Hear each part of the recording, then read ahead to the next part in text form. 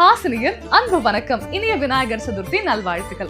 விநாயகருக்கு கொழுக்கட்டைனா ரொம்ப பிடிக்கும். நல்லா சாப்பிடுவாரு. நம்மள மாதிரி ஒரு ஃபுட்டிங்கிறது நமக்கு தெரியும். ஆனா அவர் புத்திசாலித்தனமாவும் இருப்பாரு இல்லையா? இல்லனா அப்பா அம்மாவை சுத்தி வந்துட்டு உலகத்தையே சுத்தி வந்தேன்னு ஞான படம் வாங்கியிருக்க முடியுமா? இந்த புத்திசாலித்தனத்துக்கு இன்னொரு நிகழ்வையும் சொல்லலாம். நவகிரகங்கள்ல ஒருவரான சனி பகவான் எப்படி மானுடர்களை ஒரு காலத்துல பிடிக்கிறாரு, சனி திசை சனி தோஷம் ஏற்படுதோ இதே மாதிரி தேவர்களுக்கும் ஒரு காலம் இருக்குமா? அப்படி விநாயகரை பிடிக்கக்கூடிய காலம் வருது. விநாயகர் கிட்ட போறாரு. இத உணர்ந்த விநாயகர், இன்னைக்கு நான் ஒரு முக்கியமான வேலையில இருக்கேன், நீங்க நாளைக்கு வாங்கன்னு சொல்றாரு. இதுக்கு என்ன உத்தரவாதம்னு சனி பகவானும் கேட்கிறாரு. நீங்க வேணா என்னோட முதுகுல நாளை வருகிறேன்னு எழுதிட்டு போங்களேன்னு சொல்றாரு. அதன்படியே சனி பகவானும் செய்யறாரு. மறுநாள் ஆகுது. விநாயகரை பிடிக்க சனி பகவான் வராரு. விநாயகர் தன்னுடைய முதுக காட்டுறாரு. அதுல நாளை வருகிறேன்னு சனி பகவான் எழுதினதை பார்த்ததும், நீங்க தானே எழுதிருக்கீங்க, அப்ப நாளைக்கு வாங்க, இப்ப என்ன பிடிக்காதீங்கன்னு சொல்றாரு. இது தினமும் ஒரு வாடிக்கை ஆகுது. கடைசி வரைக்கும் சனி பகவானால விநாயகரை பிடிக்கவே முடியல.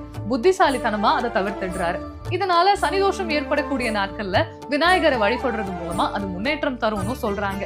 ஆனாலும் பிற்காலத்துல இதுதான் ஒருத்தரை சாதுரியமா சமாளிக்கிறது, ஏமாத்துறதுக்கு முதுக காட்டுறதுன்னு சொல்லிட்டாங்களான்னு எனக்கு தெரியல.